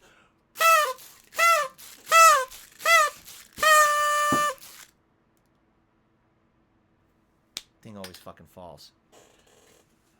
Thank God no more of this after today. Tomorrow we go back to normal. No more of this shit falling all over me. Very nice. Thank you very much, Thomas McDonald, for the very generous tip. All right, it's Gunner Glasses time. All right, let's continue on. Ryudo Mastermind, tip $4.20. Happy birthday, Phil. I love you and your content. I can't attend the whole celebration, but I wish you the best. It's all good, man. That's why I'm happy you can be here whenever you can, and you can always watch on demand afterward because of the way that I split up my videos and upload them. It's easy to figure out what each segment was. Tarantula MS 2018 has tipped me $10. Says happy birthday, Phil. Thank you so much, Tarantula. Appreciate that. Harry Butthole did another $10 tip and says the following. You were around 30 when I started watching you. Your own reminiscing is making me do it now. As a young teen back then, my life's totally different. But hey, it's nice that you're still doing your thing and I have time to keep up with it. What's funny about that, Harry Butthole, if you take a look, it was actually Darziak who posted up a comparison picture on Twitter the other day. An actual screen grab of me during a vlog in 2012 and an actual screen grab of me doing the PreStream podcast today in 2022. And outside of the fact that my beard is completely gray down here, I look exactly the same. Shocking enough to me, my hairline is the same. It's exactly the same. I thought that I had lost a lot of hair in the last decade. My hair was always bad. My hairline was bad a decade ago. It really was. And I'm looking at myself like, damn, my face looks the same. I don't even look like I have extra wrinkles. I look like the same guy, except my hair is all gray now. So, is that a good thing? Is that a bad thing? I mean, you could argue, well, he doesn't look any older besides the gray. We could also argue, damn, he looked old as shit when he was 30. So, I don't know what the argument really is. Okay? I'm way paler. That's the lighting. That's totally the lighting. Right now, I could change the camera lighting and I would look way more yellow. The lighting back in Connecticut was completely different when I used to film. That's the only difference. Yeah. Okay. It's hilarious. Yeah, I didn't age much, but I looked bad to begin with, so it doesn't really matter, right? When you start off looking like a bloated dead fish, it doesn't really matter if then you still look like a bloated dead fish 10 years later. Okay, then. So what tip was that? That was Harry Butthole, and that was the $10 tip. So let's do a poll for a hat before I get ahead of myself. Which hat is 40th birthday best? Would it be the cowboy hat? Would it be a Viking hat? Would it be... I'm trying to think about the hats that aren't intrusive. The fake hair hat. There we go. Or we could do... shit. See, we did Pikachu a lot recently, so I kind of don't want to do Pikachu right away. But like I told you guys, later on, maybe halfway through the stream, we'll do a hat swap where we'll change hats, okay? No one ever votes for the Deadpool. All right, fuck it. We'll do Pikachu. Fuck it. Cowboy, Viking, the fake hair hat, and the Pikachu hat. Those will be our 4 hats to start, okay? Okay, Atlas Telemon tipped $10. Says happy birthday, Phil. Welcome to the 40s. I've been here for a few years and it's awesome. Hope the marathon will be royal. Long live the king. Thank you very much, Atlas, for the kind words. Thank you for the support. Let's get that on the leaderboard.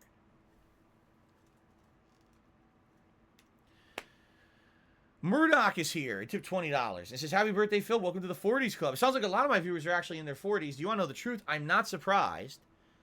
If you take a look at my YouTube analytics, because now I actually use the YouTube Studio app all the time to read my analytics and everything. And if you actually go over to the analytics and you go to the demographics, okay, of my audience, what you'll find might actually shock you. All right, listen to this. This is very interesting. 1.1% of my audience is between the years of 13 and 17 years old. That's it. That's it. A lot of people say, oh, all kids watch Phil. No, 1% of my audience is kids. 24% of my audience is between the ages of 18 and 24, so young adults. A whopping 49% of my audience ranges from the ages of 25 to 34. That's huge, okay? 18% of my audience, still a very sizable chunk, is between the ages of 35 to 44. Okay? Then 5% of my audience is from the ages of 45 to 54, and then as we go upwards in ages, like negligible, 1% again. So the vast majority of people who watch me are between the ages of 18 and 44. Adults. I put out adult content. Thankfully, it's not adult-rated content, but it's adult content. Absolutely no one based on those statistics could ever try to argue and say dumb shit about me and my content, which is good. I like that. So thank you, Murdoch. Thank you, Atlas. Both men in their 40s. Well, I should say both people in their 40s. Let's not gender incorrectly and get in trouble. Thank you for the support. Elsky has tipped me $10. He says, happy birthday, Phil. I'm not on streams much these days, but I always catch up with your videos. And again, that's what it's all about. That's why I continue to put out the on-demand videos. Thank you, Elsky, for just swinging by, and thank you for the support. Darziak tipped me $52.69. That is currently the top tip of the day. Let's get that up on the leaderboard.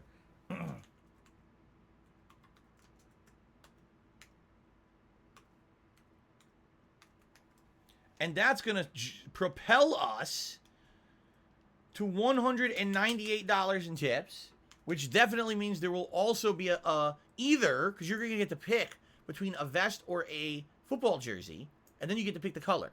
All right? I'm going to let you guys vote on the hat a little longer, so please keep voting. And, it's neck and neck between Cowboy and Pikachu. We're right there between like 1-2%, so I'll let it go a tiny bit more to determine the first hat for the day. By the way, as I told you guys, what we'll likely do since it's a marathon, halfway through the marathon, we will re-poll and switch things. Switch the hat, switch whatever I'm wearing, whether it's a vest or a jersey. Okay? All right. Thank you, Darziak. So that guarantees we're going to have either a vest or a jersey. Big Papa Pump tipped me $2. Thank you, Big Papa Pump. He says, happy birthday, Phil. Thank you for all of your years of videos. Looking forward to feasting, and I hope you have an awesome day. Thank you very much. Thank you very much, Big Papa Pump. With that, we're up to $200. And then, ladies and gentlemen, I didn't even see this happen. I missed it. I must have been doing other shout-outs.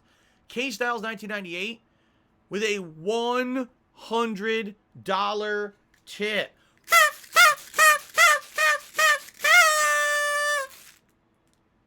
Wow. Thank you so much, K-Styles, for the insanely generous tip. It's actually been a while since I had a tip that large. The largest tip I ever had, if I remember correctly, I'm not kidding, I think was $2,000. That was so many years ago. And that's not something, that's a crazy, exception. I can't believe it ever happened, quite frankly. It's insane. Thank you guys. Thank you, K-Styles. $100 tip, man. Thank you so much. So with that, I'm going to lock it in. Yes, what we'll do, halfway through today's stream, probably about the time we do Feasting with the King or whatever, all right?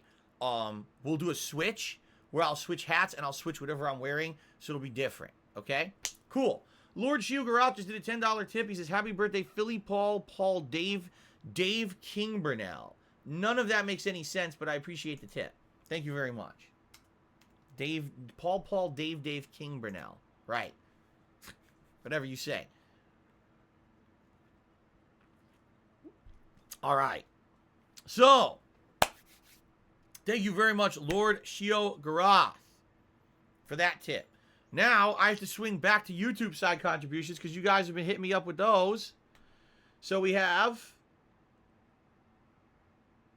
Bowl Jeff re-upped his membership for 9 months. It says, take this support. I do take that support, and I appreciate that support. And I really, I bathe in the support. Thank you very Thank you very much, Bowl Jeff.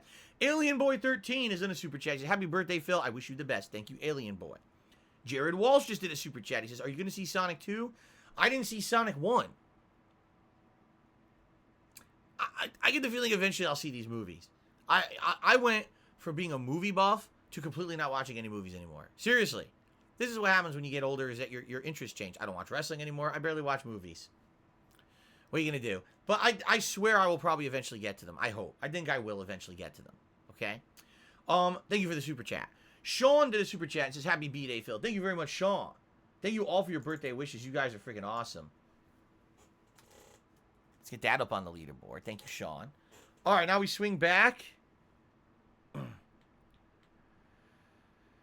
And we've got Darkside Chris, who tipped me $20. Says, merry birthday, good sir. Merry. Have a merry on birthday to you. Hoo-hoo. Actually, it's my real birthday, not my unbirthday. Thank you, Darkside Chris, for the support and the nice words. Harry Butthole tipped another $10. Thank you, Harry Butthole. He says, regarding the age stats, I believe most of your fans are adults, but they keep in mind that most underage people say they're 18 on YouTube anyway. At least that's what I did when I was underage. Of course. I mean, you'd have to be pretty stupid to say that you're underage. I'm just saying. What benefit would there be to be young on YouTube exactly? I'm just saying. Das Bosha says, well, you know, I think decent movies took a nosedive over the last several years. I guess so. I wouldn't know because I didn't really see many of them. Nico just tipped me $2. Says, happy birthday, Phil. Thank you for the great content. You're welcome, Nico, and thank you for the support and the kind words. Big Papa Pump tipped me $2. Says, you've impacted a lot of people's lives over the years. You actually helped me and others get through COVID lockdowns. I can't thank you enough. You know what? This is so awesome, and here's why. Again, you guys don't understand how special this is because I'm sitting here with you guys, hundreds of people on the internet, on my 40th birthday. And I have people telling me that what I've done in the last decade has been meaningful. That is something special, man. It makes me feel really good. Thank you, guys. Thank you, thank you, thank you. And by the way, like I said, unlike most people who hit 40, like, oh, that's it, over the hill. For me, I'm like, nah, this is the beginning. This is the beginning of the rest of my life that's going to be awesome. Seriously, this is the beginning of all the awesome stuff yet to come. You know, I can't wait to see the games we're going to play, the fun we're going to have interacting, the shows, the discussions, the different stuff that we're going to do. This is awesome, man. Thank you so much. Okay. Jesus. It still continues. You guys realize we have to order food, right? Wolf's Paradox just did a super chat. It says, happy day of birth. Hope you and your family enjoy. Thank you. Like I said, I pretty much had my day of enjoyment yesterday with Kat. And that was a really nice day to spend with her. I'm glad that I got to celebrate yesterday with her and today with you. Okay. It looks like the Pikachu hat's going to win, man. The Pikachu hat, no. It's by 1%. It's going back and forth between Pikachu and Cowboy with a 1% differential. I'll let it keep going. Jesus. All right. Now, in the meantime, we need to order food. And like I said, we're doing Hawaiian barbecue. Let's do this. Let's get this done. So here's the thing. I'll tell you right now. Absolutely, positively, one of the things that I want to do from Hawaiian barbecue, I want to try something with Spam. I know it sounds weird as shit that they have a cuisine that's considered gourmet cuisine and has Spam in it. But I absolutely want it. So they have, I think they have 2 variations of it. Hold on. I gotta find it. And is it called Spam Musubi? Is that what it's called?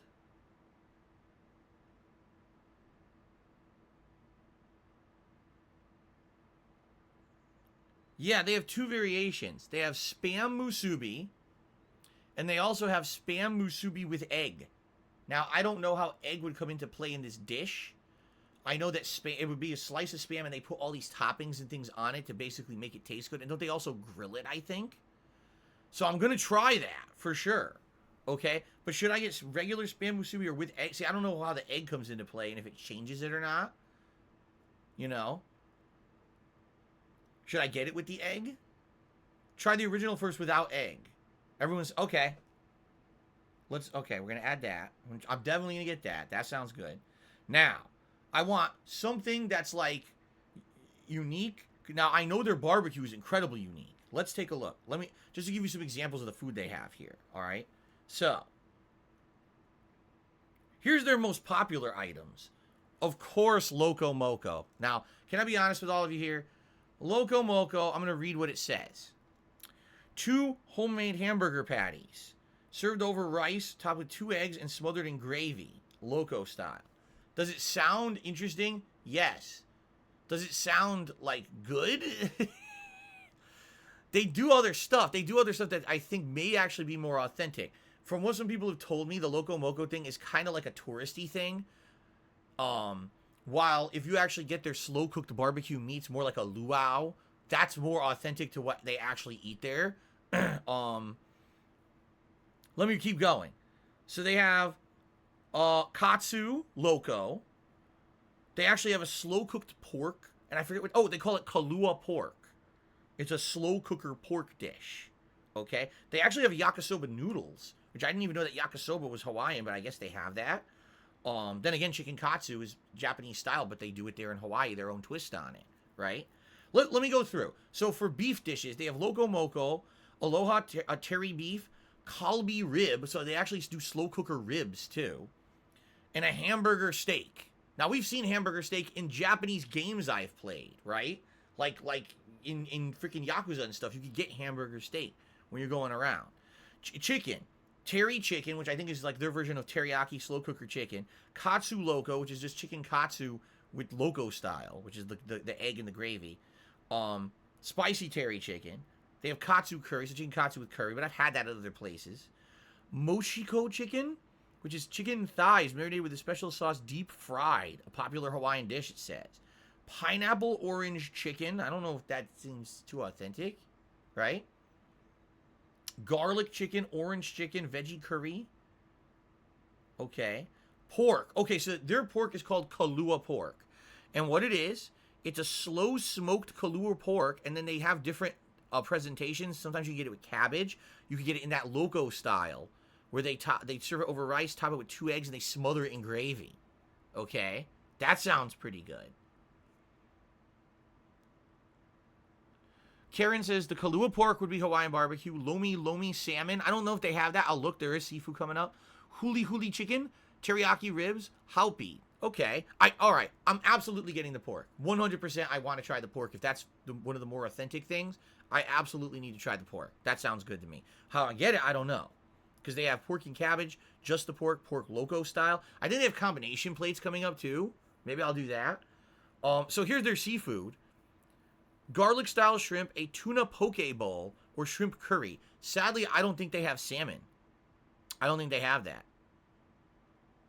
I'm taking a look here. Yeah, see, they have different mixes. The ultimate mix has teri beef, kalbi ribs, and teri chicken, but that doesn't have the pork. Oh, I want one that has the pork, actually.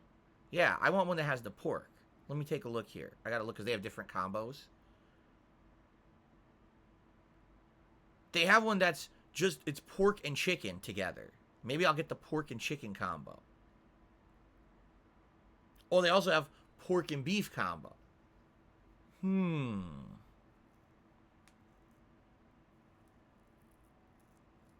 They have pork and katsu. I don't want the chicken katsu. I've had chicken katsu a lot recently, too, like in the last year or two. As we started ordering stuff during COVID, we got various katsus from different Japanese places. I'm going to stay away from that because I kind of know what it is. I definitely want the pork. That sounds unique to me. So I got to get something with the pork, for sure.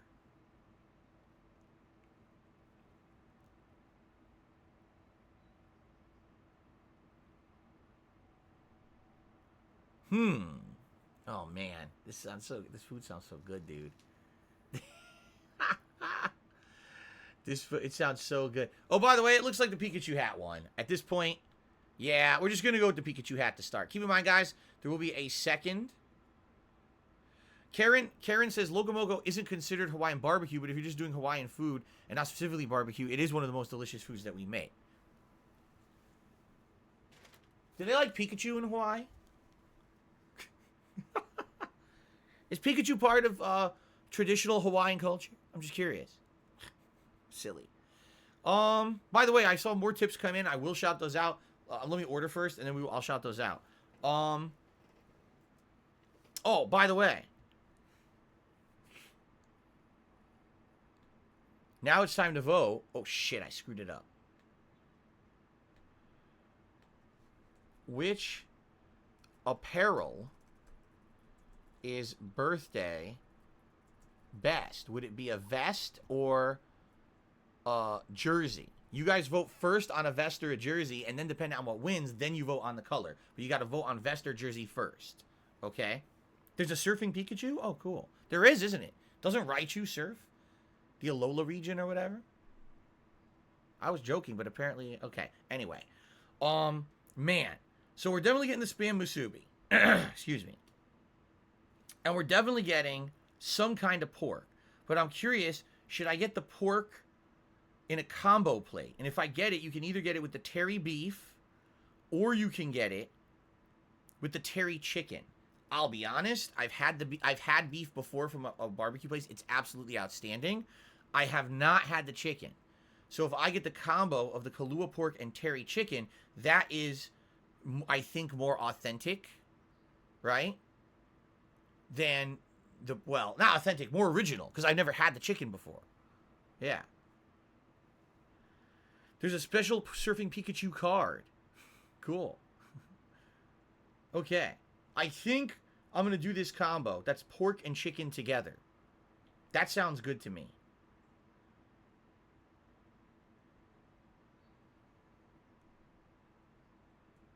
Okay.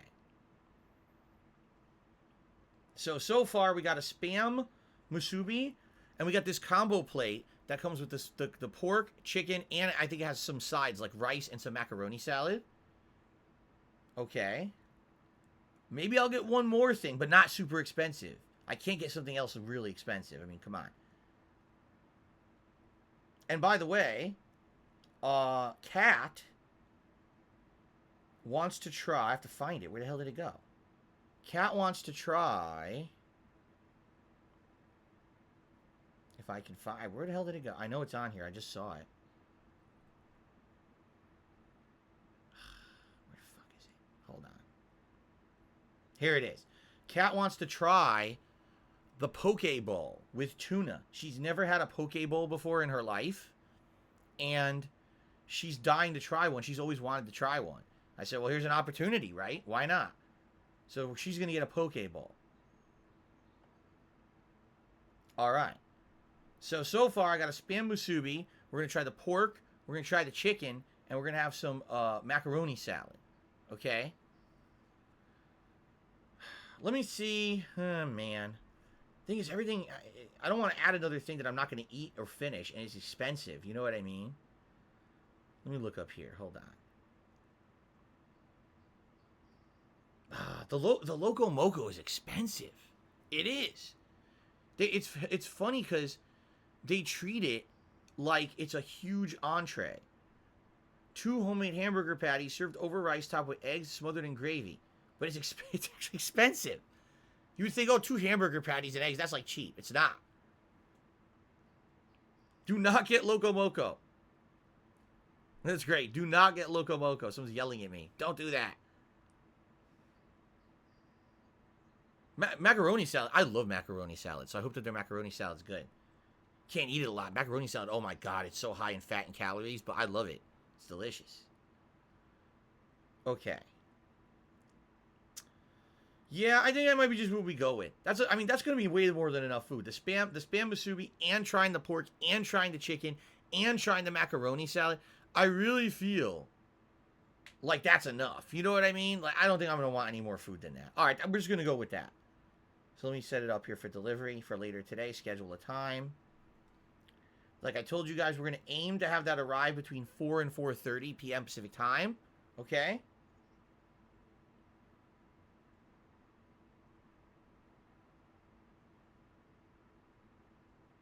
Okay.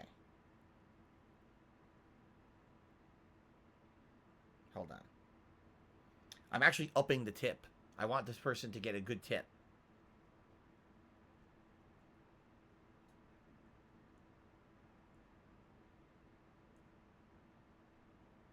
Okay. All right, let's do it.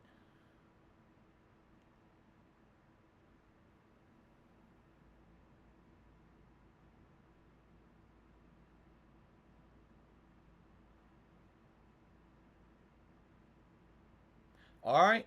Order is scheduled, so we're good to go on the food end, guys. Thank you for helping me select there.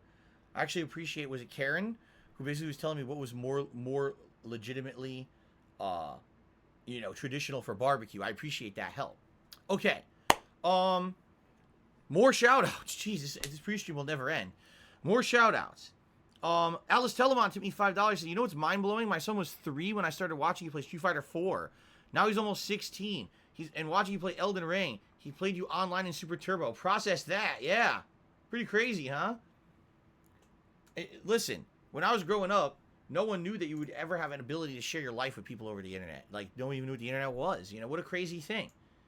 How life has turned out. You never would have thought of any of this stuff coming. Eternal Napalm tipped me $5. Happy birthday. 40 is a big milestone, and I hope you have a fun day. Thank you, Eternal Napalm. Appreciate that. It's good to see you here today. And Big Papa Pump to me $1.50 says 200 likes during the pre-stream podcast. Today will be a great day. Did we? I have not even looked nor talked about it. I have not even given it a single glance. We are currently at 207 likes and climbing here on the pre-stream podcast, guys. Thank you for all of your support. And now, oh my God, there's more YouTube contributions. Kevin Bernstein is talking about the podcast being on Spotify. I've never uploaded anything to Spotify. I don't even visited Spotify. So if there's anything there that says it's mine, it's a lie. It's stolen content. Sub-Zero did a 10 euro super chat saying your stream is like a bonfire. In a hostile online world, we could all sit down around it, feel safe, and have a moment of respite. Happy birthday, and thank you for the good times. That was a nice thing to say. Seriously. My podcast, my streams, are the bonfire in the middle of a From Software game where we can all relax together. That is awesome that you said that. I actually really appreciate that.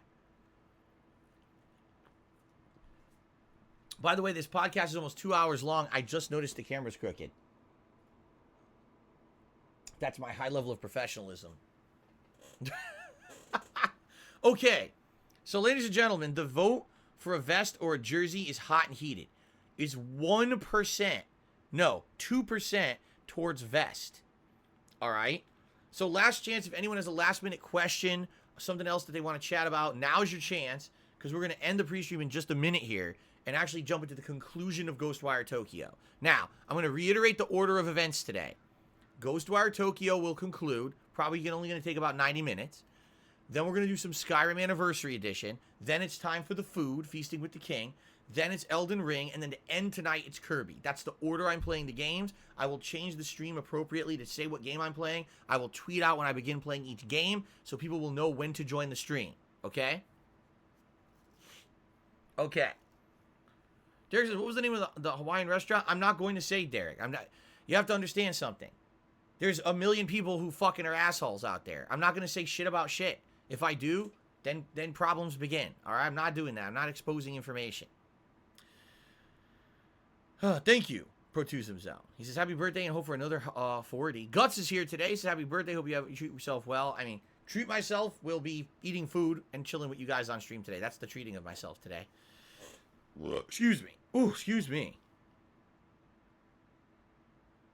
Nim Duo says, big ups, I'll see you for Kirby tonight. Sounds good. And I will tweet when we go live with Kirby later tonight so you guys know. All right. Big Papa Pump just tipped me $1.50. He says, podcast, you mentioned you don't drink while gaming anymore. Will you still do the drinking Christmas event? Don't tell the trolls what restaurant. Exactly.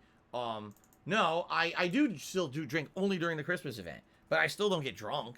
I drink some, some eggnog. I had, what was it? That cinnamon apple whiskey or whatever. But no, I don't, I'm not going to be drinking till I get sloshed or whatever. But yeah, Christmas is the exception. Yep. Hello, Expand Dong. He says, howdy. It's okay if you don't make it to the boss in Kirby tonight. The boss without spoilers is a massive hour-long event. That's what people told me. So we're not doing the boss tonight. In fact, I would purposely say even if we get to the boss, that's where we'll end tonight's stream. Okay? When did I move from Twitch to YouTube? Last year in April. They basically kicked me out of the partner program with zero justification. They tried to half-ass an explanation, and I said, that's great. Can you give me evidence of what you're accusing me of? And they never responded ever again because they knew legally they had nothing. They were assholes. They kicked me out. They kicked Wings of Redemption out. They kicked a ton of content creators out last year with no actual legal justification. For some odd reason, I don't know what it was. Maybe there was some sponsor or something they were bringing in, and they felt that people who had high trolling rates basically were, like, bringing down the site. Who knows? But I did nothing wrong, and they punished me for it. So I said, fuck them, and I left, and I came back over here to YouTube, and I've been streaming here ever since. I think it was, I want to say it was late April, but it might have been early May when I started. I think it was early May when I full-time started streaming here for good. Yeah. Okay. Yeah, Skis TV says they pick and choose who to ban or unban regardless of their policy. Yeah, and by the way, it doesn't matter what their policy is. You have to prove that there was wrongdoing. If they accused me of something that they could not provide any evidence of, yet they still upheld their decision, which is illegal. You can't do that. So I could sue them if I want. I'm not going to because I don't have the time or means. I'd rather just put out positive content over here on YouTube and focus on the future rather than suing those who have done me wrong in the past. So they can, do whatever they want with their site. I want nothing to do with it. Really? Your mom made homemade sushi? That's awesome, Derek. No, I never had Never had homemade sushi before, but I do like sushi in general. No, Eternal Napalm, that's something else. He says, didn't they ban you and admit they banned you wrongly? Yes, that was another time. So they kicked me out of the partner program, and then they said I had done something wrong. I said, okay, show me evidence of what you're saying, because I didn't do it. And then they never provided any evidence and never responded ever again, because they knew they had no evidence. That's what you do. You ghost someone when you basically did something wrong, right? Then a month later, they outright banned me from the site, claiming, well, not banned, but suspended, claiming I said a racist word that I never said, and then I complained and they unbanned me immediately, and I said, I'm out of here. Why am I going to stick around? I'm not in the partner program anymore. They obviously have no professionalism to their fucking business. They can go to hell. And I left. No scrupulous, as I said earlier, or actually scrupulous. As I said earlier on this podcast, as you get older, you don't care about presents anymore. You just care about experiences. I had a really nice day yesterday with my wife. I'm planning on having a really good day here today with you guys. That's my birthday present. That's all I care about. Oh, let's see here. Big Papa Pump hit me $1.50 and says, Twitch is corrupt. They don't investigate. They just use automated systems. They don't have the honor to hone up and apologize. I mean, again, if really what they had said was true and said, Phil, you had done something wrong. Okay, just show me the evidence. Seriously. Cite an example of something I did wrong and I'll say, all right, whatever. They never responded. They don't care. They literally just do whatever they want and feel like they can get away with it. Of course, then they got sued by Dr. Disrespect and lost a ton of money in a settlement because they were wrong doing it to him. So now I guarantee you there's probably a pipeline of people suing the fuck out of them. So good luck with that. But I'm not going to be a part of that crap. Okay, can we stop talking about the bullshit drama? I really don't care about it at Twitch anymore. Who gives a fuck about that site? It's a fucking piece of shit.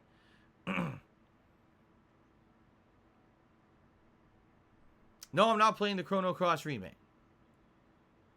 Thank you, Derek. Says, happy 40th birthday. I love that you got to bake your birthday cake yesterday. Me too.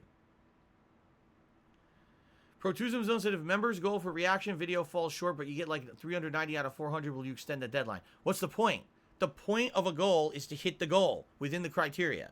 Right now, we're at 361. If people really want to see me react to that video like they told me they did for 5 fucking years since it came out, if you want my honest take on it, my opinions, more information about the things discussed in that video, if that's what you want, become a member. If not, don't. And if we don't hit the goal, there's no demand for it, and I can move on and say, well, I tried. I guess it was a vocal minority of people who were screaming all these years, and it wasn't actually something people wanted.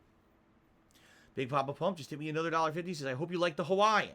I hope I like the Hawaiian too. It's all stuff I've never, like literally everything I just ordered I never had. So I'm excited. Hopefully it's really good. No 672, we haven't decided between WWE or Star Wars yet. We're getting there. Okay. So right now, guys, the vest is leading the poll, so let's just go ahead and do it. Let's do now a poll for the type of vest.